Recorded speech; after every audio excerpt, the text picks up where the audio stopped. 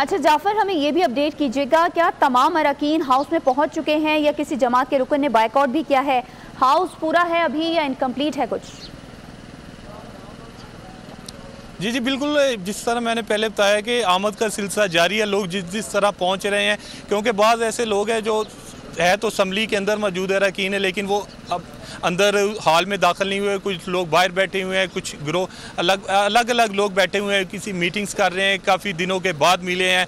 उनके चेहरे पे जो है मुस्कुराहटें हैं, रौनकें बहाल हो चुके हैं। इस वजह से असम्बली के अंदर तो काफ़ी मौजूद है और हम कह सकते हैं कि लोगों की एक बहुत बड़ी तादाद अरकान असम्बली जो है वो वहाँ पे मौजूद है। लेकिन जब हॉल के अंदर आएंगे उसके बाद जो है सारी कार्रवाई शुरू की जाएगी, प्रोसेस को शुरू किया जाए। लेकिन हम ये अलबत्ता ज़रूर कह सकते हैं कि पंजाब असम्बली के अंदर जो तकरीबन तमाम, अब बड़े चंद लोग रह गए होंगे जो अभी तक नहीं पहुँचे, लेकिन कहा जा रहा है कि सारी काफ़ी तादाद है, बहुत बड़ी तादाद है जो अरकान असम्बली की, वो पहुंच चुकी है। अब थोड़ी देर में ही ये कार्रवाई शुरू हो जाएगी।